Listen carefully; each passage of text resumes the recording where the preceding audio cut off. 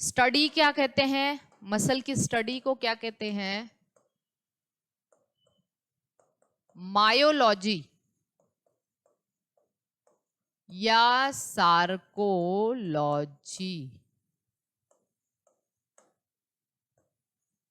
Myology या sarcology कहते हैं, ठीक है।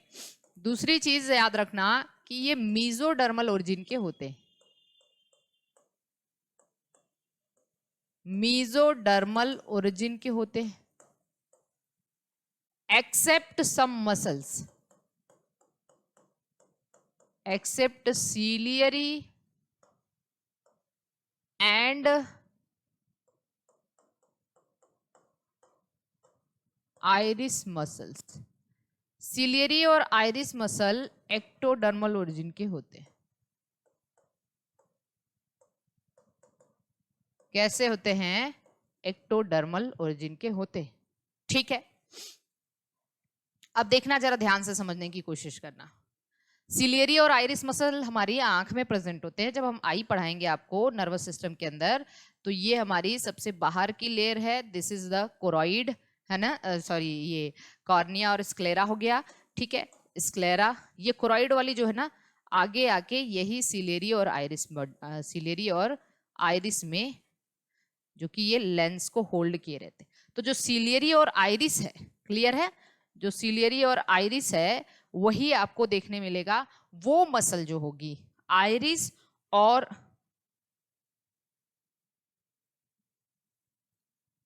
निधि पांडे, डिटेल कंटेंट तो हम आपको बहुत दे रहे हैं, बहुत ही सफिशिएंट है और टू द पॉइंट कंटेंट है। आप बहुत अच्छे से प्रैक्टिस करिए, कुछ भी ऐसा नहीं है। अगर आपको जैसे हमने दे दिया कार्डियक साइकिल, आप कार्डियक साइकिल आप अच्छे से लिख सकते हो, ठीक। मसल कॉन्ट्रैक्शन अभी जो पढ़ाएंगे आप अच्छे से लिख सकते हो, थोड़ी प्रैक्टिस की जरूरत है, ठीक है। एपिडर्मल तो आप समझ, सॉरी एक्टोडर्मल ओरिजिन का है। मसल हमारी बॉडी का कितना percent? That constitute 40% of body weight. हमारी बॉडी वेट का 40% मसल है ना। अगर हम मसल के बारे में बात करें तो हमारी बॉडी का ये कितना परसेंट है? 40% मसल है, ठीक। दूसरी चीज बात करते हैं टाइप्स ऑफ मसल्स के बारे में।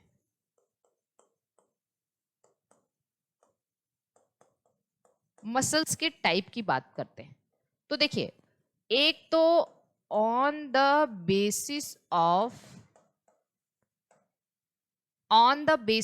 व्हाट? लोकेशन।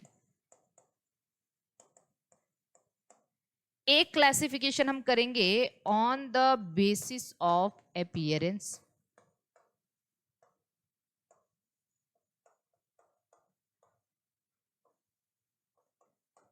ठीक है।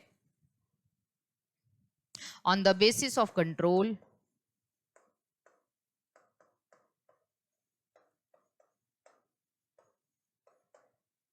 ठीक। On the basis of control, on the basis of location, on the basis of appearance, on the basis of control, ठीक। डन है, यहां तक कोई दिक्कत तो नहीं है ना। अपीयरेंस के बेसिस पे, मतलब लोकेशन के बेसिस पे कि मसल्स कहाँ कहाँ होते हैं, लोकेशन के बेसिस पे मसल जो है 3 तरीके का होता है। जो हमारी स्केलेटल मसल्स में प्रेजेंट होता है, या सॉरी जो हमारी स्केलेटल हमारी बोन से अटैच होता है, उसको हम स्केलेटल मसल कहते हैं। जैसे ये हमारा बोन है, तो बोन्स से जो मसल अटैच्ड होंगी, ठीक है, उसको हम स्केलेटल कहेंगे। जो हमारे हॉलो विसरल ऑर्गन्स में प्रेजेंट हैं, ठीक है, जितने भी हमारे विसरल ऑर्गन्स हैं उसके अंदर प्रेजेंट है, तो उसको हम विसरल मसल के नाम से कहते हैं। जो हमारे हार्ट में प्रेजेंट है उसको हम कार्डियक मसल के नाम से जानते हैं। अपीयरेंस की बेसिस पे कि मतलब वो कैसा दिख रहा है, स्मूथ दिख रहा है या रफ दिख रहा है। तो स्मूथ अगर दिख रहा है तो उसको हम स्मूथ मसल कहते हैं, और अगर स्ट्रिएटेड दिख रहा है तो हम इसको स्ट्रिएटेड मसल कहते हैं। तो स्ट्रिएटेड और स्मूथ। और फंक्शन या कंट्रोल के बेसिस पे वॉल्यूंटरी और इनवॉल्यूंटरी। तो अभी हम बात करते हैं on the basis of location. Location के बेसिस पे मसल 3 तरीके की है, स्केलेटल,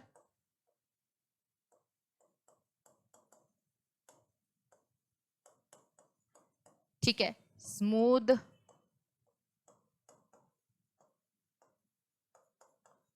अब इसी में एक दूसरे के कई नाम हो सकते हैं, सारे नाम तीन ही मसल के अंतर्गत पढ़ेंगे हम लोग। मसल तीन ही तरीके की होती है, लेकिन लोकेशन, अपीयरेंस और कंट्रोल के बेसिस पे अलग अलग तरीके से आपसे पूछा जा सकता है।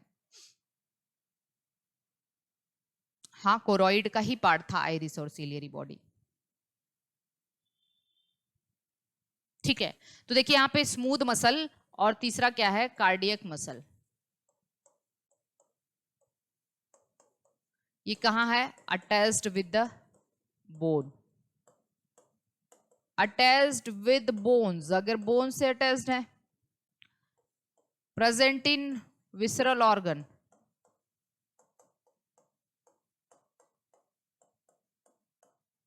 present in visceral organs,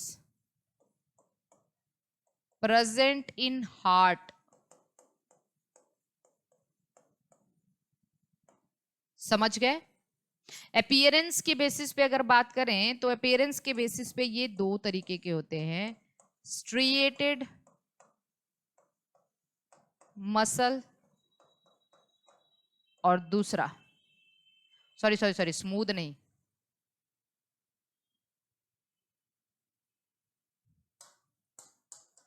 visceral muscle. Smooth appearance के बेसिस पे हो जाएगा, है ना। स्ट्रिएटेड या और नॉन स्ट्रिएटेड, जिसको हम स्मूथ भी कह लेते, ठीक, स्मूथ मसल। अब देखते हैं, स्ट्रिएटेड का मतलब डार्क एंड लाइट बैंड्स होंगे इसमें, डार्क और लाइट बैंड्स होते हैं,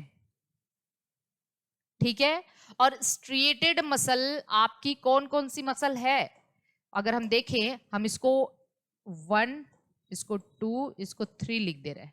तो स्ट्रिएटेड मसल हमारी कौन कौन सी होती है, फर्स्ट वाली और थर्ड वाली, मतलब आप समझ गए, स्केलेटल मसल भी स्ट्रिएटेड होती है और कार्डियक मसल भी स्ट्रिएटेड होती है, ठीक है, इसको ऐसे समझना। अभी नॉन स्ट्रिएटेड या स्मूथ मसल कौन सी है, ये आपकी no dark and light band,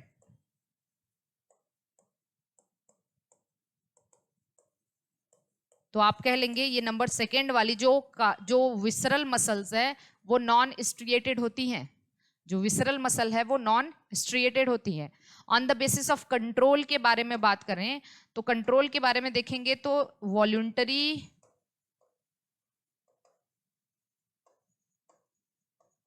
muscle और इनवॉल्यूंटरी मसल। अब हम अगर वॉल्यूंटरी मसल के बारे में बात करें तो नंबर वन ही वॉल्यूंटरी है, और इनवॉल्यूंटरी मतलब जो अंडर, इसको हम ऐसे लिख सकते हैं, under the control of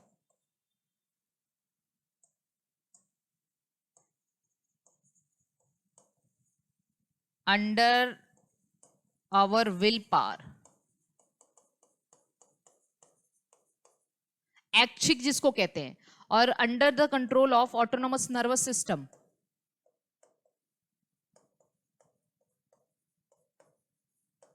ANS, ठीक। तो इसमें नंबर 1 और यहां पे नंबर 2 एंड 3 मतलब विसरल और कार्डियक दोनों ही इनवॉल्यूंटरी होते हैं। जल्दी से बताइए कि मेरी ये स्लाइड आपको कंफ्यूज तो नहीं कर रही है, मेरी ये स्लाइड कंफ्यूज तो नहीं कर रही है आप लोगों को। भाई देखो, सीधी सी बात है, जो स्केलेटल मसल है वही इस अपीयरेंस के बेसिस पे स्ट्रिएटेड है और वही फंक्शन के बेसिस पे या कंट्रोल के बेसिस पे वॉल्यूंटरी है। जो विसरल मसल है वही स्मूथ है और वही फंक्शन के बेसिस पे इनवॉल्यूंटरी है। कार्डियक मसल की एक खास बात है कि ये स्ट्रक्चर के बेसिस पे स्ट्रिएटेड है, लेकिन फंक्शन के बेसिस पे, ये अपीयरेंस के बेसिस पे स्ट्रिएटेड है कार्डियक मसल, लेकिन फंक्शन के बेसिस पे ये कैसा है, ये इनवॉल्यूंटरी है। अभी हम इसको और क्लियर करेंगे, अभी हम इसको और क्लियर करेंगे, बहुत ध्यान से समझना है आप लोगों को।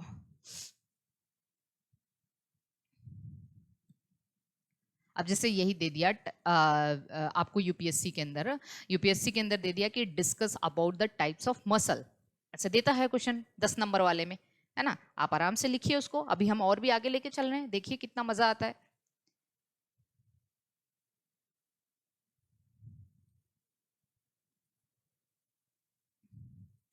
अगर आपका जूलॉजी का पेपर है यूपीएससी का, तो हम आपको एक लिस्ट बना के दे देंगे जूलॉजी के पेपर, कब है आपका पेपर, वो क्वेश्चंस एकदम अच्छे से तैयार कर लेना जूलॉजी पोर्शन से, ठीक है।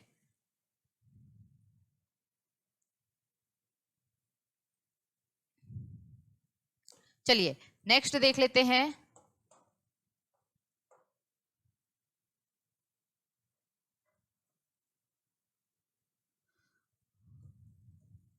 आ जाइए, अब देख लेते हैं टाइप्स ऑफ मसल, थोड़ा सा हम इसको समझते हैं, मसल को और डिटेल में समझते हैं।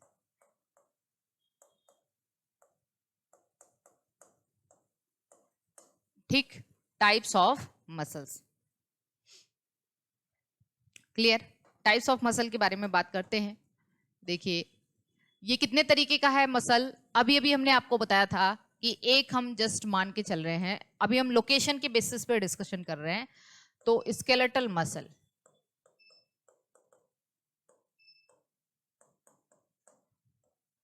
ये लोकेशन के बेसिस पे स्केलेटल मसल है। अपीयरेंस के बेसिस पे इसी को स्ट्रिएटेड मसल भी कह लेते हैं, स्ट्रिएटेड मसल, ठीक है। और फंक्शन के बेसिस पे इसी को वॉल्यूंटरी मसल भी कह लेते हैं। यहां तक क्या कोई समस्या? ठीक है। दूसरी मसल हम आपको पढ़ाएंगे विसरल मसल, ये लोकेशन के बेसिस पे विसरल ऑर्गन में प्रेजेंट है, अपीयरेंस के बेसिस पे ये स्मूथ है क्योंकि डार्क एंड लाइट बैंड यहां नहीं होता, ठीक है। और फंक्शन या कंट्रोल के बेसिस पे ये इनवॉल्यूंटरी है।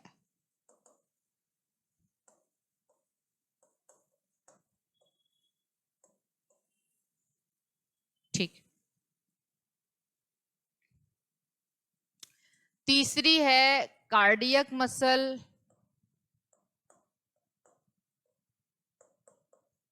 या हार्ट मसल।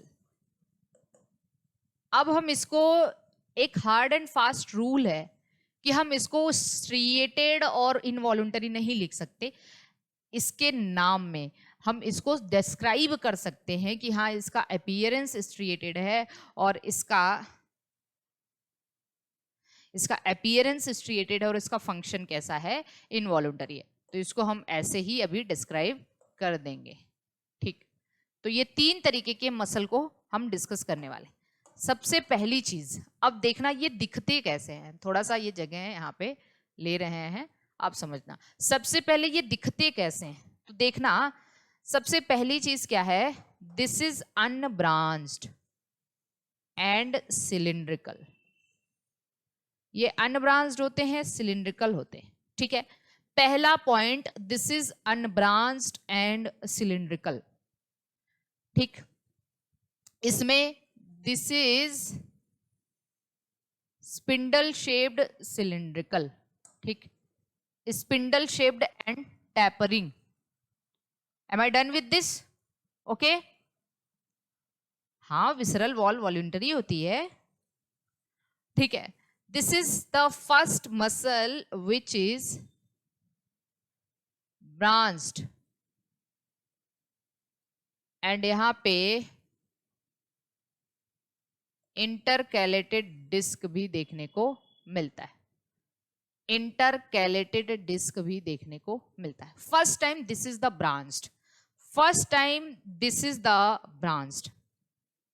2024 में देना है ना, तब तक क्या पता हम पढ़ाई दें, है ना, कोई दिक्कत नहीं। चलो, तो पहला पॉइंट आपको क्या दिखा, पहला पॉइंट आपने क्या देखा, चलो हम यहां लिख रहे हैं, दिस इज अनब्रांच्ड, ठीक, और सिलिंड्रिकल, ओके। यहां पे भी क्या दिखा, this is unbranched and spindle shaped.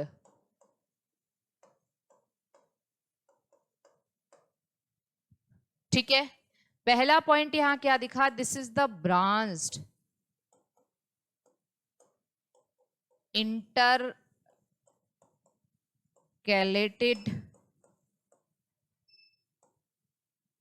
Disc. इसको इंटरवर्टिब्रल डिस्क से कंफ्यूज नहीं करना, इंटरवर्टिब्रल डिस्क हम आपको बोन्स में पढ़ाएंगे, वर्टिब्री के बीच में। ठीक, दूसरा पॉइंट, इनके न्यूक्लियस पे आते हैं। This is multi nucleate. तो दूसरा पॉइंट क्या है, दिस इज मल्टी न्यूक्लिएट सिनोसिटिक, जिसको कह देते हैं, दिस इज मल्टी न्यूक्लिएट सिनोसिटिक, या फिर आप इसको और क्या कह सकते हो, सिंसाइशियल कह सकते हो। कोई हार्ड फास्ट रूल नहीं है, सिंसाइशियल या सिनोसिटिक दोनों कह सकते हो, थोड़ा डिफरेंस है इसमें, आगे आपको बताएंगे डिफरेंस क्या है। दिस इज यूनी न्यूक्लिएट, है ना, this is also uninucleate, क्योंकि ब्रांच है, ब्रांच्ड है तो सब यूनी न्यूक्लिएट, कई सारी मसल आपस में ज्वाइन होती है। तो दूसरा पॉइंट हम लिख दें यहां पे, what this is sorry multinucleated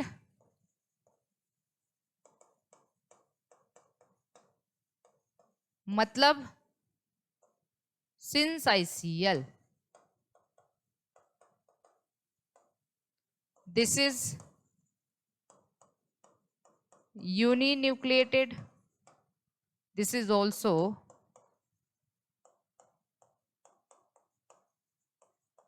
uninucleated।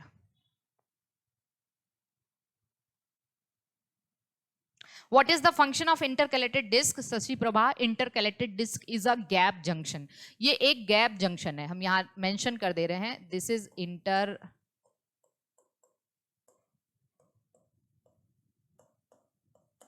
intercalated disc, it is a kind of gap junction।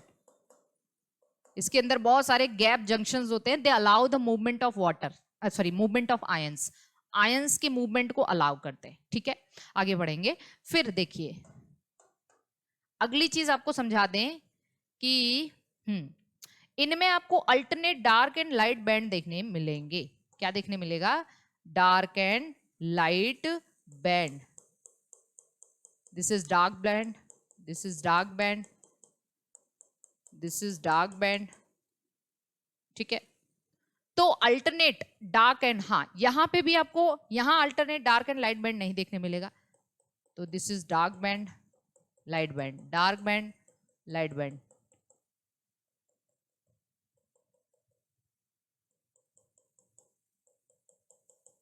ठीक है,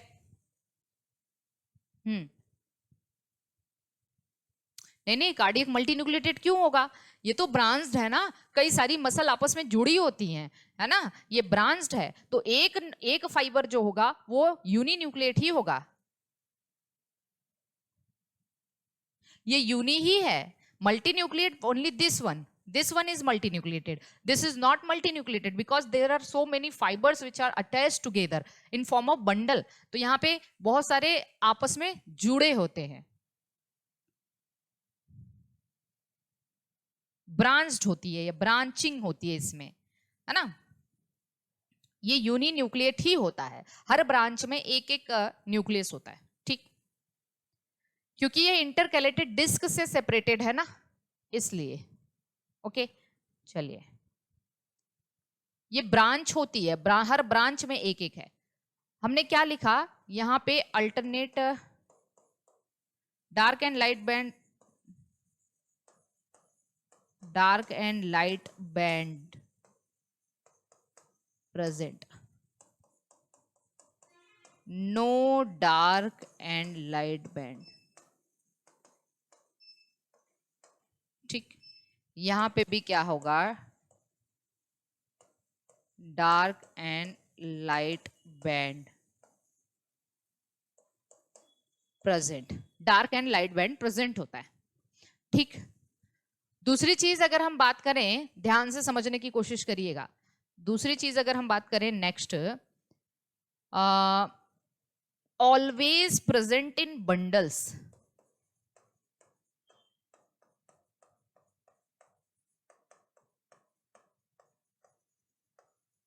ये मसल्स हमेशा बंडल में प्रेजेंट होती है, बंडल, ब्रांच नहीं है।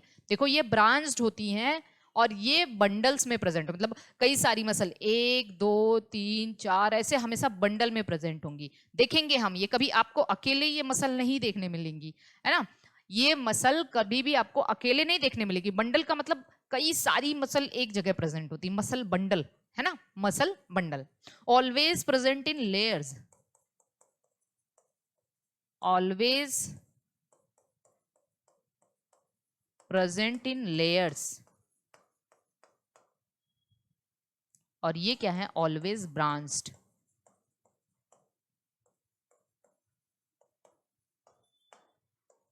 ऑलवेज ब्रांच्ड लेयर्स, जैसे विसरल लेयर कहते हैं ना, जैसे क्या लिखते हैं हम लोग, लॉन्गिट्यूडनल मसल लेयर, मतलब एक मसल, फिर उसके ऊपर दूसरी मसल, फिर उसके ऊपर तीसरी मसल, फिर चौथी मसल। तो they are always present in layers. क्या कहते हैं हम लोग, longitudinal muscle layer, circular muscle layer, oblique muscle layer. तो ये मसल्स हमेशा ही लेयर में प्रेजेंट होती हैं। ये बंडल में मतलब बहुत सारी मसल एकदम बंडल बना लेती हैं, और ये लेयर में 1 by 1 लेयरिंग होती है। और ये देखो, मसल एक फाइबर कहलाता है, muscle is a single cell.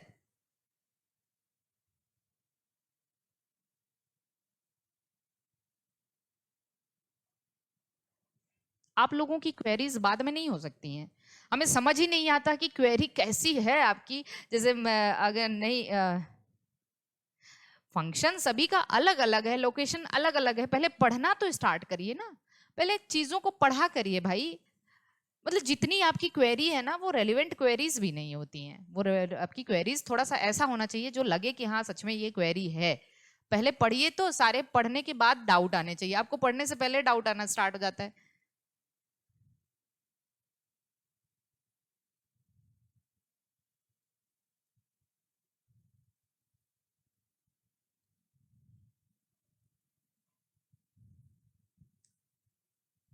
पढ़ने से पहले इतना डाउट कैसे आ सकता है निधि पांडे आपको?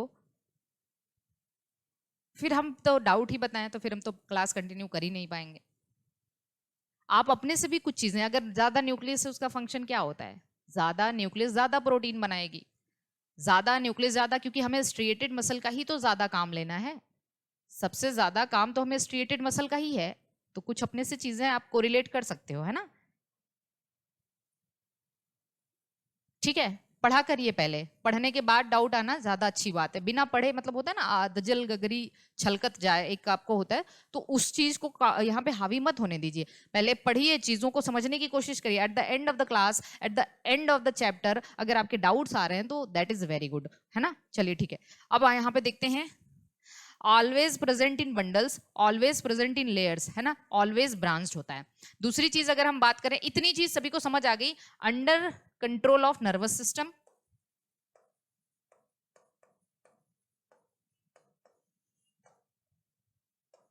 ये हमारे सेंट्रल नर्वस सिस्टम के कंट्रोल में होता है, under the control of, under the control of autonomous nervous system. ठीक है, और दूसरी चीज ये क्या है, ये भी under the control of autonomous nervous system. That is, अगर ऑटोनॉमस नर्वस सिस्टम है तो दैट इज इनवॉल्यूंटरी। ये भी कैसा है, इनवॉल्यूंटरी। ये कैसा है, वॉल्यूंटरी।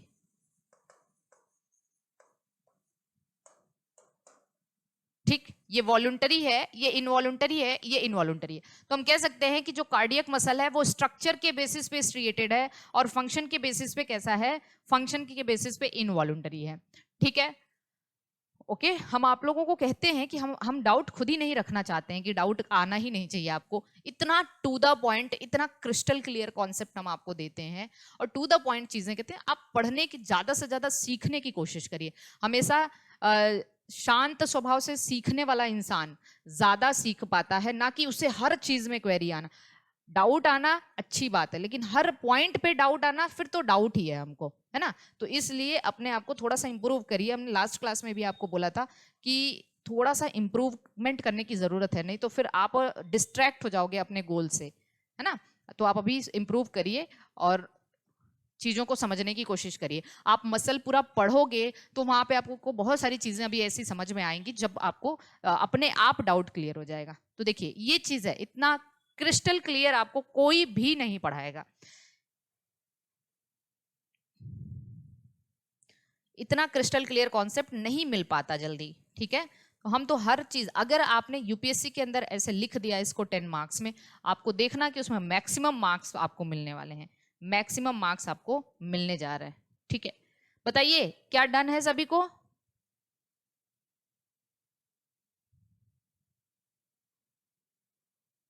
ठीक,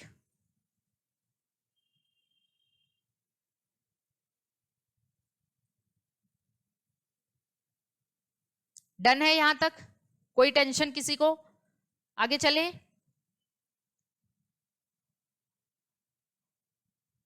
अब आपको एकदम अच्छे से समझ आ जाना चाहिए कि कौन अनब्रांच्ड है कौन अन, देखो याद रखना, this is unbranched, unbranched, branched, this is cylindrical, spindle shaped, और ये भी सिलिंड्रिकल ही होती है। ये भी कैसी होती है? ये भी सिलिंड्रिकल है ना, सिलिंड्रिकल है। दो दो सिलिंड्रिकल हो गई। This is multinucleate, this is uninucleate, this is uninucleate. Dark and light band, no dark and light band, dark and light band, always present in bundles, always present in layers, always branched, है ना। Under control of CNS, voluntary है। Under control of autonomous nervous system, involuntary है। Under control of autonomous nervous system, involuntary है। और एक और चीज आप लिख सकते हैं कि रिफ्रैक्टरी पीरियड, एक और पॉइंट आप लिख सकते हैं, अगर if you want to make your answer writing much efficient, तो आप यहां पे एक चीज लिख सकते हैं, refractory period, refractory period minimum. आपको पता नहीं है कि आपके जितने डाउट्स हैं वो सारी चीजें हमारे दिमाग में पहले से रहती हैं, है ना। और देखो हम ये तो नहीं कह सकते कि हम विद्वान हैं, क्योंकि जो ये समझ लिया कि हम विद्वान हैं उससे बड़ा मूर्ख कोई नहीं है, ठीक है। लेकिन हाँ, हम कोशिश करते हैं कि आपको ज्यादा से ज्यादा चीजें समझाएं, ठीक है। तो ऐसा बिल्कुल भी कभी मत सोचिएगा कि मतलब आपके अंदर डाउट है तो वो चीज़ हमें नहीं आ रही है, या फिर आपके अंदर मतलब क्यूरियोसिटी है तो हम उसको छोड़ के आगे निकल जाएंगे। ऐसा कुछ नहीं है, चीज़ें थोड़ा सा स्मूथ वे में चलने दीजिए, है ना। रिफ्रैक्टरी पीरियड मिनिमम होता है और इसका रिफ्रैक्टरी पीरियड मैक्सिमम होता है, इसका रिफ्रैक्टरी पीरियड मैक्सिमम होता है, ठीक। तो याद रखना ये रिफ्रैक्टरी पीरियड इसका सबसे ज्यादा होता है। दिस इज नेवर, ये आप इसको भी कह सकते हैं कि इसमें ये क्या होता है, फास्ट फटीग, इसमें फटीग भी जल्दी आता है, और this is never get fatigue, है ना।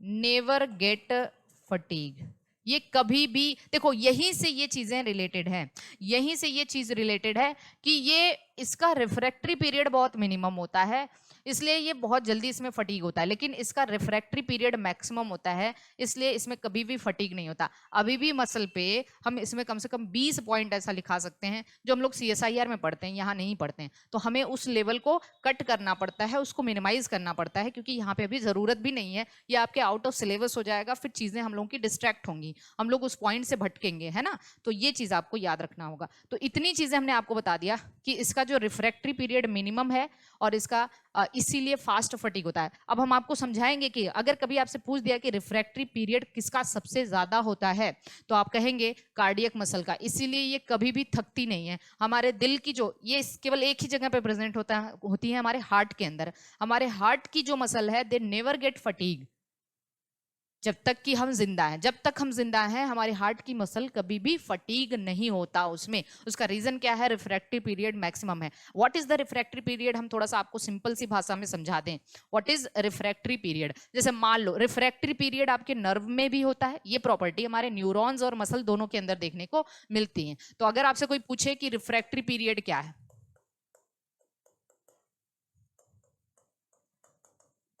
रिफ्रैक्टरी पीरियड क्या है, तो ये हमारे मसल्स और न्यूरॉन की प्रॉपर्टी है। मसल्स और न्यूरॉन की प्रॉपर्टी है, याद रखना।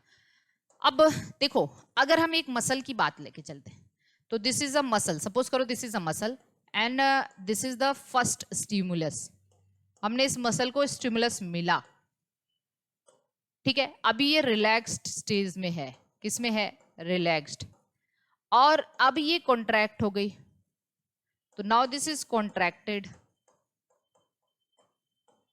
ये कॉन्ट्रैक्टेड हो गई, वापस ये रिलैक्स होगी, तभी इसको सेकेंड स्टिमुलस दिया जा सकता है।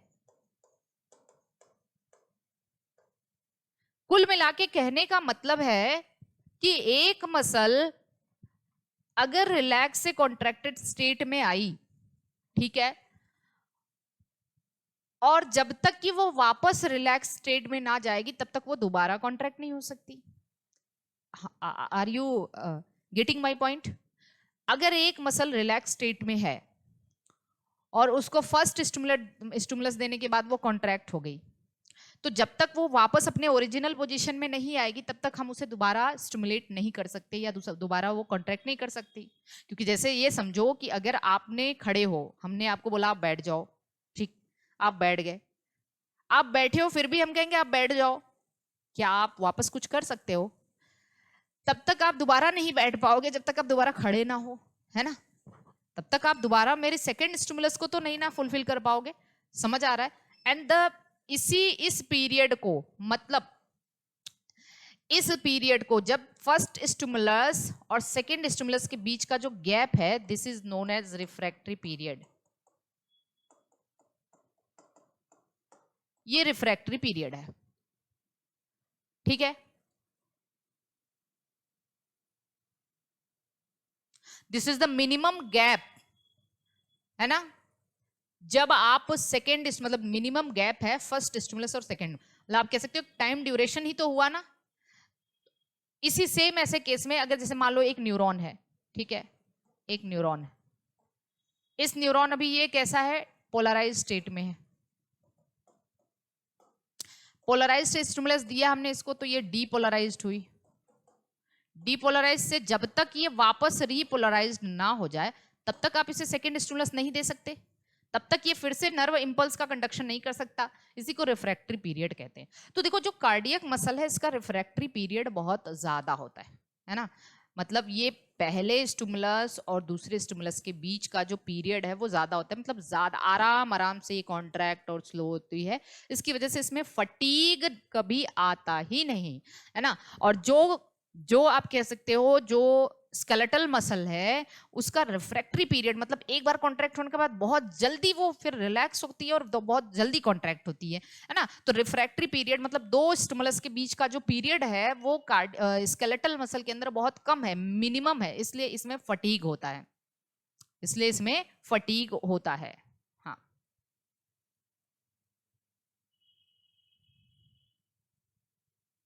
Are you getting my each and every point? बताइए।